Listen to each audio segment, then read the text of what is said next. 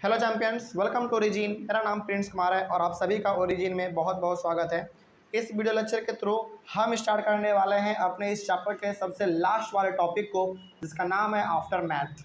देखिए, after math topic को पढ़ने से पहले आपको ये चीज़ थोड़ा सा जान लेना चाहिए कि पिछले वाले क्लासों में हम लोगों ने क्या पढ़ा, क्योंकि यदि आप उसको अपने ध्यान में रखते हैं तो ये वाला टॉपिक आपको बहुत ही अच्छी तरीके से समझ में आ जाएगा। तो चलिए एक बार हम लोग फटाफट रिवाइज कर लेते हैं।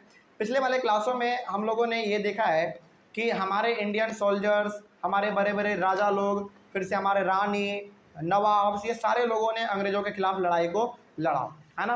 और बाद में जब कंपनी ने फाइट बैक किया, यानी कि जब कंपनी ने भी हमारे लोगों पे हमला किया तो कंपनी क्या कर गया, जीत गया और हमारे लोग हार गए। और जितने भी हमारे राजा लोग थे, इंपॉर्टेंट राजा, फिर से नवाब, फिर से हमारे रानी, जितने भी लोग थे, मतलब उन सभी को बहुत ही गंदे तरीके से मार दिया गया, किसी को फांसी पे लटका दिया गया। तो बेसिकली हम लोग ये चीज़ जान चुके हैं, है ना। लेकिन उसके बाद हम लोगों ने ये देखा था कि इतना कुछ होने के बाद जो है अंग्रेज़ क्या करना चाह रहा था। अंग्रेज़ जो है हमारे भारत के लोगों का दिल दोबारा जीतना चाहता था, क्योंकि उसको दोबारा भारत में रूल करना था। ठीक है, ये हम लोग कल अपने पिछले वाले क्लास में देख चुके थे। यानी कि भारत में जो लड़ाई हुआ था 1857 में, वो लड़ाई हम लोग यानी कि इंडियंस हार गया था और अंग्रेज जीत गया था। जिसके बाद अंग्रेज चाहता था कि दोबारा हम भारत के लोगों के दिलों पे छा जाएं और हमको जो है भारत के लोग दोबारा हमको प्यार करें। ठीक है, यही हमारा अंग्रेज का उस समय पे सोच था। अब आगे पढ़ते हुए हम लोग ये जानेंगे कि आखिर जब अंग्रेज़ों ने 1857 का लड़ाई जीत लिया तो उन्होंने भारत में क्या बदलाव किए, क्या रिजल्ट निकला। क्योंकि अब जो है उनका अंग्रेज़ों का क्या मन था, अंग्रेज़ों का मन था कि भारत के लोगों का दिल जीतना है और दोबारा भारत पे रूल करना है। तो भाई, आप भारत में दोबारा रूल तभी कर पाएंगे ना जब भारत के लिए कुछ नया करेंगे, कुछ अच्छा करेंगे, नहीं तो फिर भारत के लोग आप पे हमला करेंगे। लेकिन यहाँ पे जो है अंग्रेज़ क्या करते हैं, हमारे डर से, अंग्रेज़ों को डर है किसका, हम लोगों के, इंडियंस का डर है कि यदि हमने भारत के लोगों के लिए अभी भी कुछ नहीं किया तो ये दोबारा हमारे लिए इससे भी भयंकर लड़ाई छेड़ सकते हैं। ये अंग्रेज़ों का इस समय पे डर था। तो इसी के बारे में हम लोग यहाँ पे पढ़ेंगे कि अंग्रेज़ों ने डर से क्या क्या बदलाव किए, क्या क्या भलाई वाला काम किया हमारे लिए। ठीक है, चलिए आगे बढ़ते हैं। फिर इसी के बारे में हम लोग आज यहाँ पे पढ़ेंगे। लिखा हुआ है, the British had regained control of the country by the end of 1859, यानी कि 1859 के लास्ट तक अंग्रेजों ने दोबारा हमारे भारत पे कब्जा कर लिया, बहुत ही बेहतरीन तरीके से। बात समझ में आ रही है। उस लड़ाई के बाद जो है अंग्रेजों ने हमारे भारत पे दोबारा कब्जा कर लिया, और कब्जा कब तक कर लिया, 1859 के लास्ट आते आते तक उन्होंने हमारे भारत पे कब्जा पूरी तरीके से कर लिया था। ठीक है, आगे बढ़ते हैं। Given below are the important changes that were introduced by the British. हमारे यहाँ पे कुछ चेंजेस हैं, हम लोग अभी पढ़ेंगे, नीचे में कुछ पॉइंट लिखे हुए हैं। इस पॉइंट को पढ़ने से हम लोग ये समझेंगे कि आखिर भारत में अंग्रेजों ने क्या क्या बदलाव किए थे। ठीक है, इसी के बारे में हम लोग पढ़ेंगे। तो चलिए शुरू करते हैं। पहला बदलाव क्या है भाई? पहला बदलाव है, the British parliament passed a new act in 1858 and transferred the powers of the East India Company to the British crown. British crown का मतलब है विक्टोरिया, क्वीन विक्टोरिया। ठीक है, in order to ensure a more responsible management of Indian affairs. ये बहुत बड़ी बात यहाँ पे लिखी हुई है। देखिए यहाँ पे जो है ब्रिटिश पार्लियामेंट ने, अच्छा ब्रिटिश पार्लियामेंट का मतलब क्या? ब्रिटिश पार्लियामेंट का मतलब ये हो गया कि एक ऐसा बिल्डिंग है जिसमें कि ब्रिटिशर्स के बड़े बड़े ऑफिसर्स बैठते हैं और भारत के लिए कौन से नियम लाना है, कौन सा नियम कानून पास करना है, भारत के लिए क्या करना है, क्या नहीं करना है, इन सभी चीज़ों के बारे में वो लोग वहाँ पे बैठ के सोचते हैं, उसके ऊपर विचार करते हैं। यही हमारा है ब्रिटिश पार्लियामेंट। जैसे हम लोग आज कहते हैं ना इंडियन पार्लियामेंट, इंडियन पार्लियामेंट यानी कि हमारा लोकसभा और राज्यसभा, जो हमारा दो पार्लियामेंट्री हाउस है, उसमें बेसिकली हमारे लीडर आपस में बैठते हैं और भारत के लिए कौन सा डिसीजन लेना है ये सोचते हैं। उसी प्रकार से हमारा यहाँ पे ब्रिटिश पार्लियामेंट था, जिसमें कि ब्रिटिश लोग आपस में बैठते थे और भारत के बारे में क्या सोचना है, क्या डिसीजन लेना है, कौन सा नियम निकालना है ना, कैसे रूल करना है, ये सारा बात ये लोग बैठ के यहाँ पे सोचते थे। तो ब्रिटिश पार्लियामेंट ने 1858 में एक नया नियम निकाला, एक नया कानून निकाला। उस कानून में ये था कि ईस्ट इंडिया कंपनी का सारा पावर जो है अब किसको दे दिया जाएगा, सारा का सारा पावर दे दिया जाएगा क्वीन विक्टोरिया को। और ये क्वीन विक्टोरिया ब्रिटेन में बैठी थी, यानी कि क्वीन विक्टोरिया कहाँ पर थी, ब्रिटेन में थी। और ये सारा का सारा पावर जो है ईस्ट इंडिया कंपनी का किसको दे दिया गया, पावर दे दिया गया क्वीन विक्टोरिया को, और वो कहाँ थी, ब्रिटेन में थी। ठीक है, और ये जो ईस्ट इंडिया कंपनी वाले लोग थे ना, ये सारे के सारे ब्रिटेन से ही आए थे।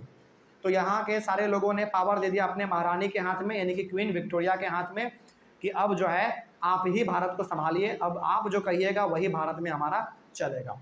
ठीक है। यानी कि अब जो है भारत में जो कुछ होने वाला है वो किसके नज़रिए में होने वाला है, किसके अंडर में होने वाला है, किसके गाइडेंस में होने वाला है, अब वो सारा का सारा बात होने वाला है क्वीन विक्टोरिया के गाइडेंस में, ठीक है। यानी कि भारत में अब जो रूल किया जाएगा वो रूल कैसे करना है कैसे नहीं करना है वो सारा का सारा देखभाल का काम क्वीन विक्टोरिया का है, ठीक है। अब ईस्ट इंडिया कंपनी यहाँ पे कुछ नहीं करेगा। आगे बढ़ते हैं। अच्छा, यहाँ पे क्वीन विक्टोरिया को पावर क्यों दिया गया कि रानी साहिबा आप ही अब सब काम संभालिए भारत का, आप ही देखभाल कीजिए, कौन सा नियम लाना है कौन सा नियम नहीं लाना है ये सारा का सारा आपके हाथ में है। ऐसा पावर क्वीन विक्टोरिया को क्यों दिया? इसलिए दिया क्योंकि हमारे भारत में जो है अच्छे तरीके से सिस्टम चल सके। बात समझ में आ रही है? क्योंकि सिस्टम अच्छी तरीके से नहीं चला तभी तो हमारा 1857 का लड़ाई हुआ। यदि सिस्टम अच्छी तरीके से चलता तो क्या लड़ाई होता? बिल्कुल भी लड़ाई नहीं होता। तो अब जो है भारत में भारत का पावर सारा का सारा क्वीन विक्टोरिया के हाथ में दे दिया गया। ये पहला बदलाव किया गया। आगे बढ़ते हैं। सेकंड में क्या है? सेकंड में है कि a member of the British cabinet was appointed secretary of state for India and made responsible for all matters related to the governance of India. मतलब कि एक मेंबर, एक ऐसा इंसान जो कोई ब्रिटिश कैबिनेट का था। ब्रिटिश कैबिनेट का मतलब क्या हो गया कि ब्रिटिश के जितने भी बड़े बड़े ऑफिसर्स थे उसी में से एक ऐसा आदमी जो है उसको क्या बना दिया गया? भारत का बना दिया गया secretary of states for India. का मतलब ये हो गया कि भारत का उसको जो है सेक्रेटरी बना दिया, मतलब कि भारत का उसको बहुत ही बड़ा ऑफिसर बना दिया और उसको ये काम सौंप दिया गया कि भारत में जो है जो भी मैटर होगा, जो भी काम धाम होगा वो सब कुछ तुम देखोगे। बात समझ में आ रही है? यानी कि पहले पावर किसके हाथ में था? पहले पावर ईस्ट इंडिया कंपनी के बड़े बड़े ऑफिसर्स के हाथ में था, है ना।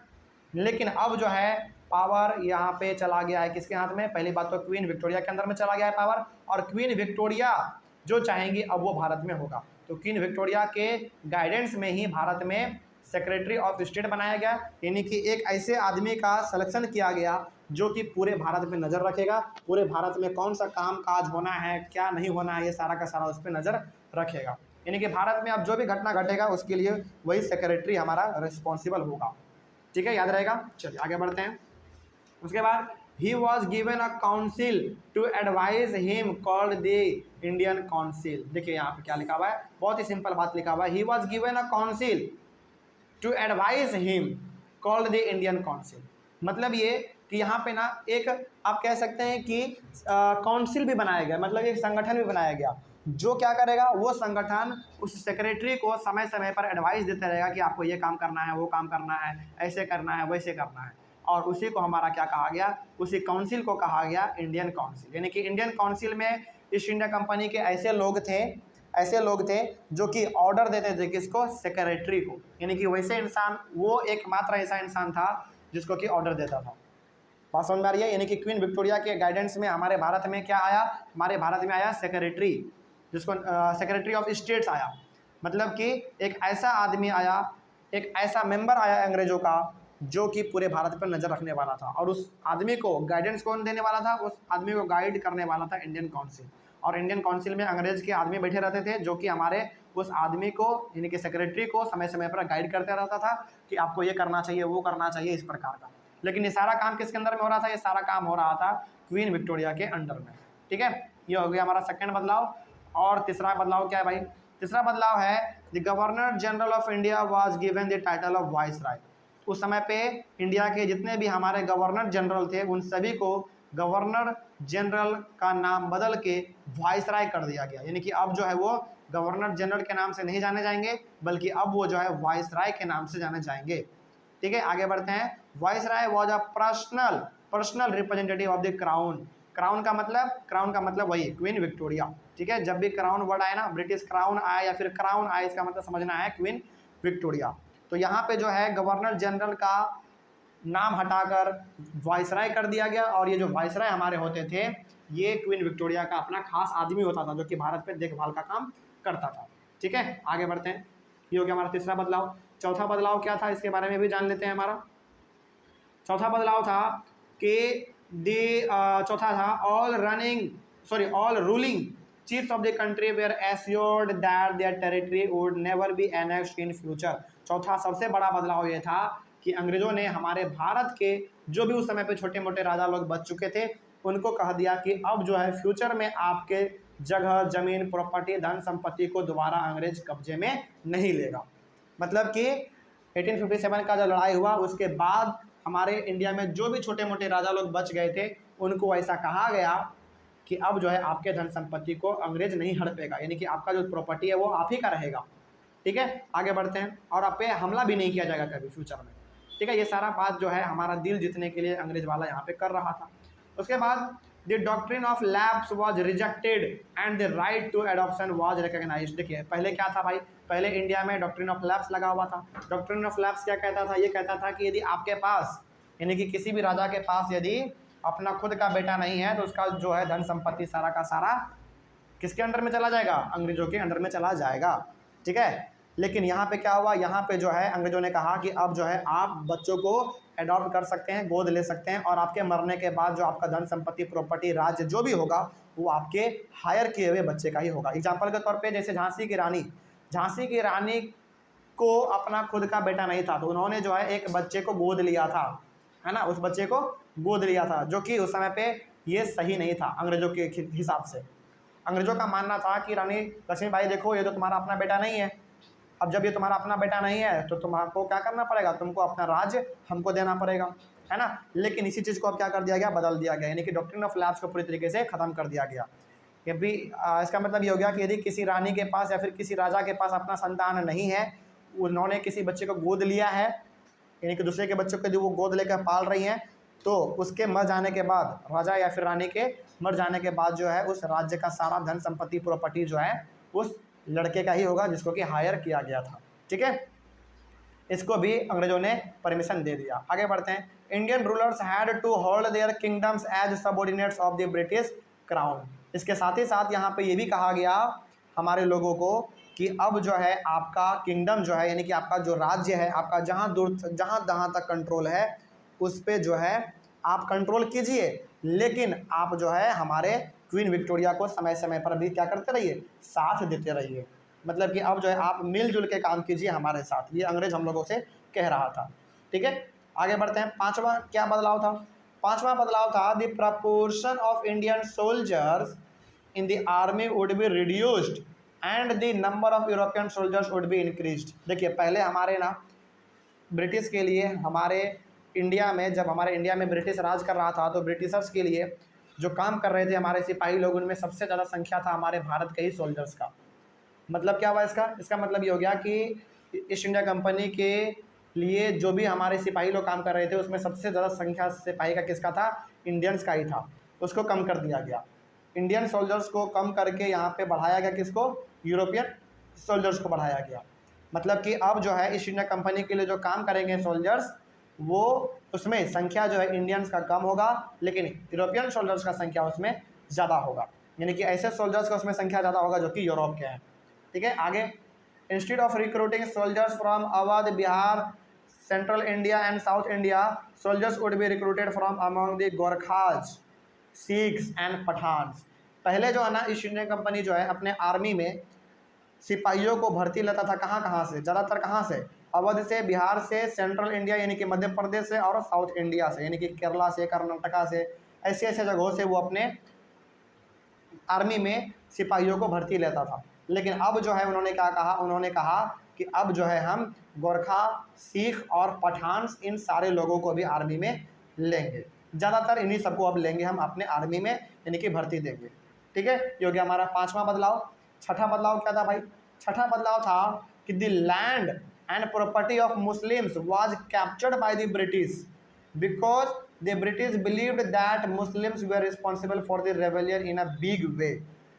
जितने भी हमारे मुस्लिम लोग थे उस समय पे, मोस्ट ऑफ द मुस्लिम्स के लैंड और प्रॉपर्टी को अंग्रेजों ने छीन लिया, कब्जा कर लिया। क्यों कब्जा कर लिया, क्योंकि अंग्रेजों का यह मानना था कि 1857 का जो लड़ाई हुआ, अंग्रेजों को जो इतना नुकसान सहना पड़ा वो केवल और केवल मुसलमानों की वजह से सहना पड़ा, यानी कि मुस्लिम की वजह से सहना पड़ा। इसलिए मुस्लिम के सारे लैंड और प्रॉपर्टी को हड़प लिया। किसने भाई, अंग्रेजों ने।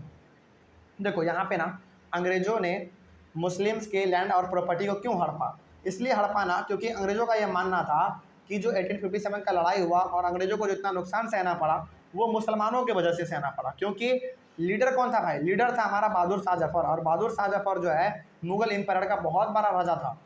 इसीलिए अंग्रेज़ों को इसीलिए लगा कि 1857 की लड़ाई में जो अंग्रेज़ों का नुकसान हुआ है वो मुसलमानों की वजह से हुआ है, इसलिए मुस्लिम्स के लैंड्स और प्रॉपर्टी को हड़प लो ताकि हमारा जो बर्बादी हुआ है उसका भरपाई हो सके।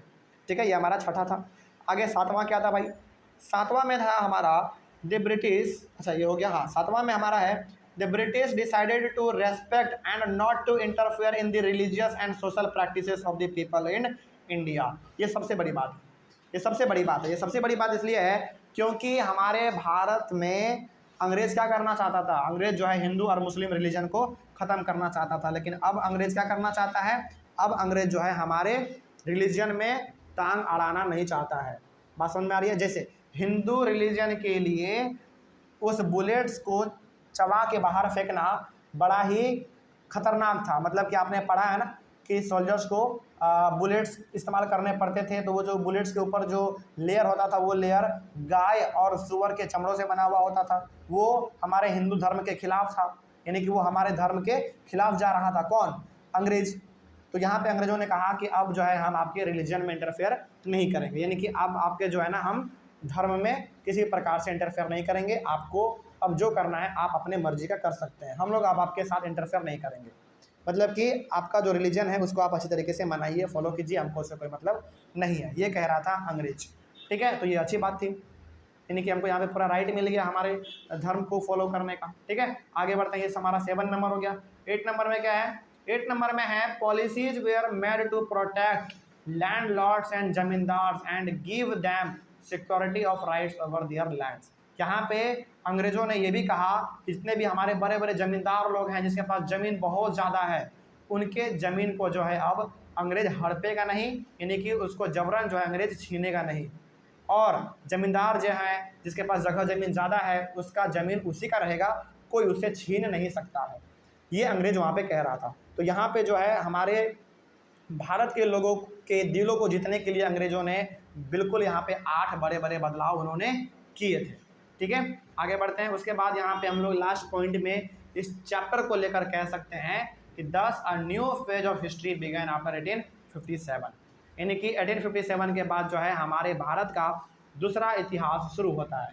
ठीक है, क्योंकि देखिए 1857 में जो है बहुत ही भयंकर तरीके से हम लोगों ने अंग्रेज़ों के खिलाफ लड़ाई लड़ा और अंग्रेज़ों ने भी बहुत ही भयंकर तरीके से हम लोगों को मारा पीटा।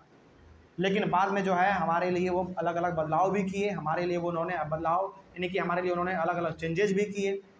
तो 1857 के बाद जो है भारत का दूसरा इतिहास यानी कि वहाँ से दूसरा युग हमारा चालू होता है। ठीक है, आगे बढ़ते हैं। देखिए 1857 में लड़ाई हुआ और 1857 से चलते हमको आज़ादी कब मिला?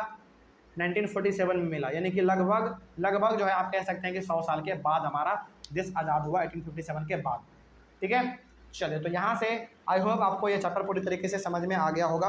किसी भी प्रकार का ऑनलाइन वाले बच्चे आपको डाउट रहा होगा तो आप एक बार कमेंट कर लीजिएगा और आपके कमेंट का जवाब हम लोग देने की कोशिश करते हैं। ठीक है, और इसके साथ ही साथ ये चैप्टर भी हमारा ख़त्म होता है। आई होप आपको ये चैप्टर पसंद आया होगा। तो मिलते हैं फिर हम लोग अपने अगले वाले क्लास में एक नए चैप्टर के साथ और एक नई शुरुआत के साथ। तब तक के लिए अपना ख्याल रखिए। Thank you very much and have a nice day.